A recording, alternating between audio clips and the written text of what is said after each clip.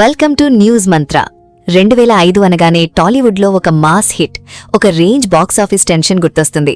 ఒకవైపు మెగాస్టార్ చిరంజీవి గారి జై చిరంజీవ, మరోవైపు young rebel star Prabhas, director Rajamouli కాంబోలో వచ్చిన ఛత్రపతి. ఇది కేవలం 2 సినిమాల రిలీజ్ కాదు, ఇది ఒక రియల్ మాస్ క్లాష్. ఫ్యాన్స్ మధ్య హైప్ ఏ లెవెల్లో ఉందంటే థియేటర్స్ దగ్గరే ఫెస్టివల్ వాతావరణం. అప్పుడు సోషల్ మీడియా లేనప్పటికీ మాటలే వైరల్ అయ్యే రోజులు. ముందుగా ప్రీ రిలీజ్ హైప్ గురించి మాట్లాడితే చిరంజీవి అప్పటికి ఇండస్ట్రీలో అన్డిస్ప్యూటెడ్ మెగాస్టార్. ఆయన సినిమా అంటే ఫ్యాన్స్ కి పండగ. అందుకే జై చిరంజీవ మీద భారీ అంచనాలు. మరోవైపు ప్రభాస్ అప్పటికి రైజింగ్ స్టార్ మాత్రమే.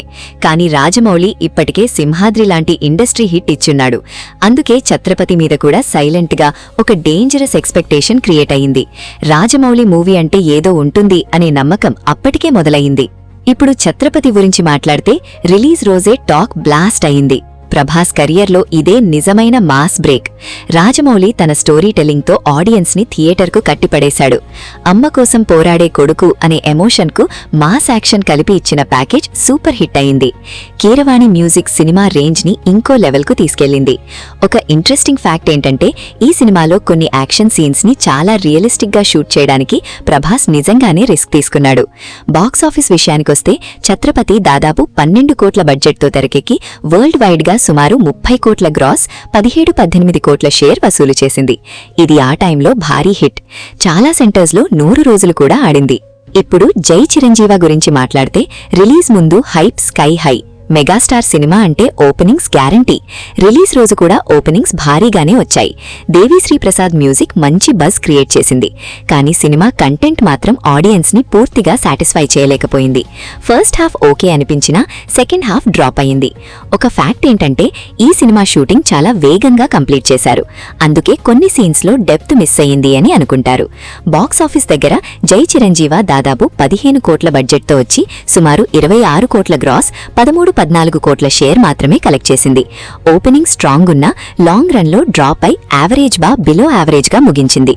ఇప్పుడు అసలు క్లాష్ గురించి మాట్లాడితే నంబర్స్ క్లియర్గా చెబుతున్నాయి. ఛత్రపతి షేర్ పరంగా జై చిరంజీవ కంటే దాదాపు 3-4 కోట్లు ఎక్కువగా కలెక్ట్ చేసింది. అంతేకాదు లాంగ్ రన్లో స్టడీగా కొనసాగింది. ప్రాఫిట్స్ విషయానికొస్తే ఛత్రపతి డిస్ట్రిబ్యూటర్లకు మంచి లాభాలు తెచ్చింది. కానీ జై చిరంజీవ మాత్రం ఎక్స్పెక్టెడ్ రేంజ్లో రిటర్న్స్ ఇవ్వలేకపోయింది. ఇన్ఫ్లేషన్ ప్రకారం చూస్తే అప్పటి 17 కోట్ల షేర్ అంటే ఇవాళ దాదాపు 70-80 కోట్ల రేంజ్లో ఉంటుంది. అంటే ఛత్రపతి అప్పట్లోనే ఒక స్ట్రాంగ్ మాస్ బ్లాక్ బస్టర్ అని అర్థం. ఈ 2 సినిమాల లెగసీ గురించి మాట్లాడితే ఛత్రపతి ప్రభాస్ కెరియర్ని పూర్తిగా మార్చేసింది.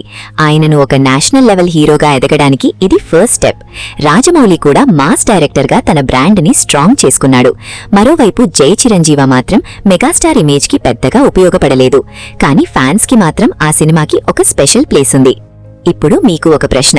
మీరు 2005లో థియేటర్లో చూసిన సినిమా ఏది?